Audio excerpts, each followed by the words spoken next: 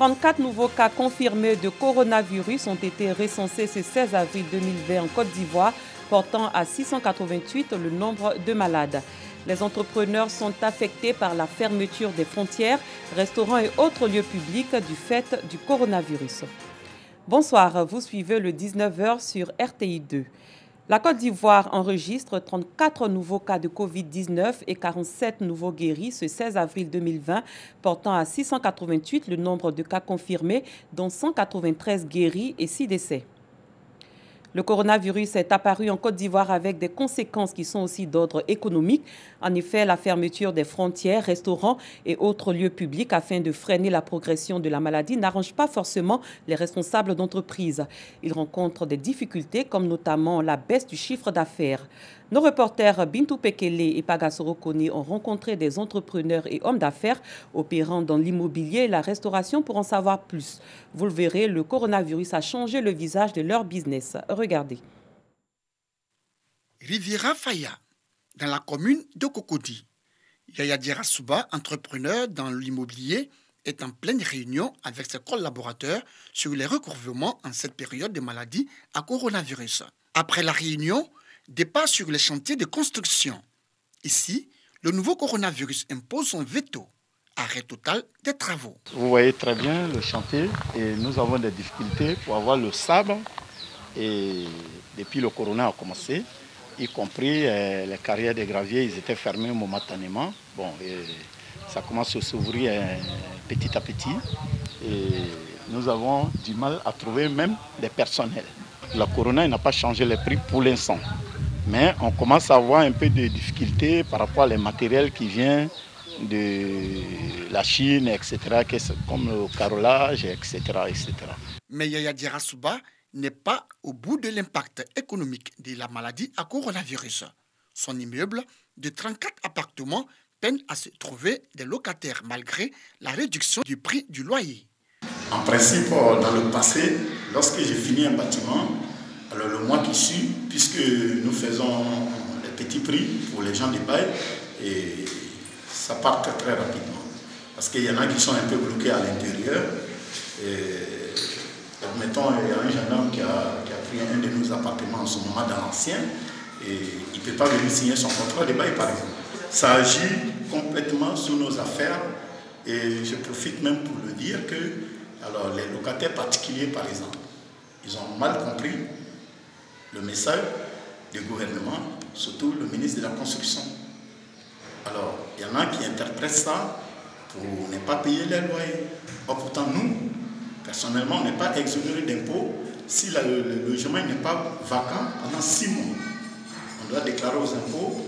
Alors, nous voulons que le gouvernement y voie à ce niveau-là. Et vous voyez mes salariés qui sont là, et il y a des gens qui vivent aux dépens des nana-majors. Et j'ai des salariés, j'ai des charges, je paye les impôts, je paye mes impôts, et donc j'ai des fournisseurs aussi à payer en dehors des institutions bancaires. Et au même moment, si on n'est pas payé, alors on ne peut pas s'en sortir.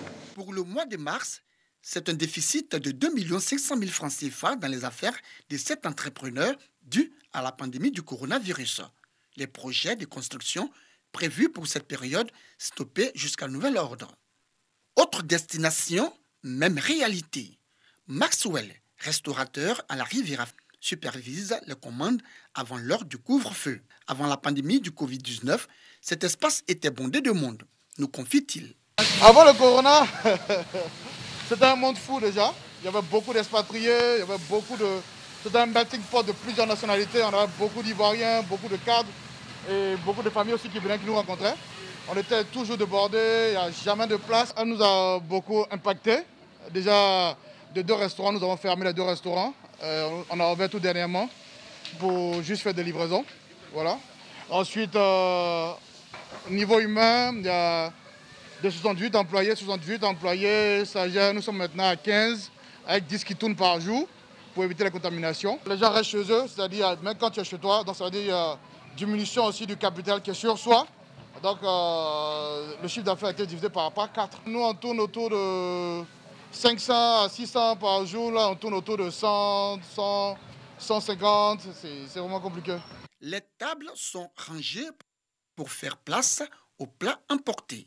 Pour la circonstance, les commandes sont enregistrées ici. Nous recevons toutes les commandes des clients et en plus de ça, nous aussi on a nos différents numéros sur lesquels nos clients peuvent appeler. On reçoit les commandes directement ici et puis nous les traitons. Les commandes ne sont pas les mêmes parce que les clients n'ont plus la possibilité d'arriver sur place. Quand un client arrive sur place, on a la possibilité de le faire consommer un peu plus. Sinon, lui-même, il peut consommer un peu plus par la boisson et puis après manger, faire des suppléments de commandes et autres. Avec la livraison, c'est un peu plus compliqué. La salle VIP est quant à elle transformée en salle d'emballage avec un personnel réduit. Ici, c'est la salle climatisée qui a été prise pour faire... On ne reçoit plus les clients, donc on utilise ici pour faire des montages de plats. C'est-à-dire les burgers, tous les plats sont montés ici et peuvent être emportés. Maxwell essaie de tenir bon à travers les flammes de ses grilles, de ses steaks de bœuf malgré la maladie à coronavirus. Il livre désormais la nourriture aux personnes contraintes à rester chez elles. Dans le cadre de la lutte contre le coronavirus, la mairie de Cocody a décidé d'exonérer le loyer au titre du mois d'avril 2020 des locataires de certains immeubles appartenant à cette municipalité. Je vous propose d'écouter le maire de Cocody, Jean-Marc Yassé, pour plus de précisions. Le Conseil a adopté un décret portant prorogation de l'état d'urgence. En raison du nombre croissant de personnes contaminées par la maladie à coronavirus 2019, ce décret proroge l'état d'urgence déclaré le 23 mars 2020 sur l'ensemble du territoire national. Toutes nos excuses pour cet inconvénient. Comme je le disais, dans le cadre de la lutte contre le coronavirus, la mairie de Cocody a décidé d'exonérer le loyer au titre du mois d'avril 2020 des locataires de certains immeubles appartenant à cette municipalité, si la réalisation le veut bien, ou alors nous y reviendrons plus tard. La Côte d'Ivoire a réceptionné aujourd'hui 3500 doses de plaquenil hydroxychloroquine. C'est un don du groupe Sanofi, qui a été réceptionné ce jeudi par le gouvernement. Ce sont donc 3500 doses qui ont été réceptionnées pour le moment, mais d'autres commandes arrivent de Chine, de France et du Maroc. À terme, ce sont 100 000 doses qui sont attendues. Autre lieu, autre activité à Bangolo, dans l'ouest ivoirien, les principaux leaders de jeunesse ont été sensibilisés à se détourner des actes d'indiscipline et d'incivisme en situation de pandémie. Ils ont été également invités à tourner le dos aux fausses informations. Ève Bouy. À Bangolo, il y a de cela quelques jours, une frange de la jeunesse avait empêché un camion de la pharmacie de la santé publique de Côte d'Ivoire de livrer des médicaments essentiels à l'hôpital général de Bangolo. Et cela suite à des rumeurs relayées sur les réseaux sociaux disant entre autres que le camion transporterait des vaccins contre le coronavirus et que les populations du Guémon serviraient d'essai. Face à cet acte d'incivisme et d'indiscipline, les élus du Guémon sensibilisent la jeunesse. Seredo Célestin, président du conseil régional du Guémon, Thierry Taï, député, et Ga Arsène Roger, maire de Bangolo, montent au créneau. Tout en condamnant l'acte posé par une partie de la jeunesse, ils exhortent l'ensemble des jeunes du Guémon à être plus responsables. Comment peut-on comprendre qu'un président de la République veuille envoyer des vaccins dans une de ces villes données pour tuer les populations? Nous leur avons dit d'être vigilants parce que la période est très sensible. Tout type d'intoxication est aujourd'hui la bienvenue. Je suis toujours peiné de voir qu'on donne une image assez négative de la ville de Bangolo. Nous, les élus, nous sommes là aux côtés de nos parents pour leur dire qu'il faut faire attention. Il faut écouter les conseils qui sont relayés, que nous relayons, les conseils du gouvernement que nous relayons auprès de la population. Les principaux leaders des jeunes, reconnaissant leur tort, ont présenté leurs excuses aux autorités sanitaires, sécuritaires et préfectorales. Ils promettent s'impliquer aux côtés de leurs élus et cadres pour sensibiliser les jeunes du Guémon à tourner résolument dos aux actes d'incivisme, surtout en cette période de crise sanitaire liée à la pandémie du Covid-19. Cette année, en raison du coronavirus, la célébration traditionnelle de Paquinou a été mise en veilleuse. L'heure était plutôt à la sensibilisation au respect des mesures barrières. C'était le cas à Golikro, village de la commune de Boaké, où était récemment pour vous notre confrère de RTI Boaké, Soro Corona. Le village de Golikro, commune de Boaké, n'a pas connu une ambiance festive ce dimanche, jour des célébrations du traditionnel Paquinou en pays baoulé.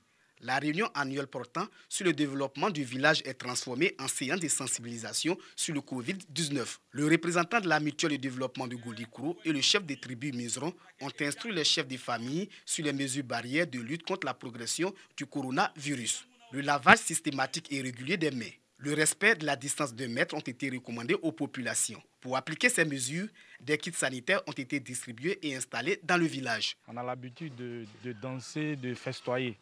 Mais compte tenu de la maladie, on ne peut pas le faire. Mais qu'est-ce qu'il faut faire? Le gouvernement doit donner des instructions. On a eu un parrain qui nous fait un don symbolique pour contrer le coronavirus Covid-19. Et c'est dans cette optique-là que nous sommes là, pour montrer aux parents que ce n'est pas une fatalité, c'est une maladie. On peut toujours la contrer en faisant quoi? En obéissant aux règles dictées par le gouvernement. On va plus mettre l'accent sur la sensibilisation pour le lavage des mains. Parce que pour le moment, il n'y a pas de remède contre cette maladie, mais le lavage des mains va pouvoir nous aider à pouvoir sauver beaucoup de personnes.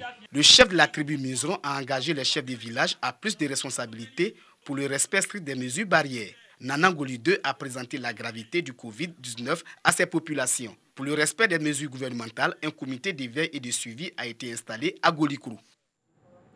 Comme annoncé dans le cadre de la lutte contre le coronavirus, la mairie de Cocody a décidé d'exonérer le loyer au titre du mois d'avril 2020 des locataires de certains immeubles appartenant à cette municipalité. Je vous propose d'écouter le maire de Cocody, Jean-Marc Yassé, pour plus de précisions. J'ai décidé, avec l'accord du conseil municipal que nous avons eu ce samedi, de prendre une décision d'exonérer les taxes aux petits commerçants et artisans et une décision d'exonérer aussi tous les loyers et les biens immobiliers de la mairie pour le compte du mois d'avril. Par cette action, la mairie accepte ainsi de perdre plus de 200 millions par geste de solidarité. En ces circonstances actuelles, je viens en appeler au développement d'un esprit de fraternité, de proximité plus pratique et plus inventive entre les habitants d'un même quartier. Nous devons à un moment changer notre comportement.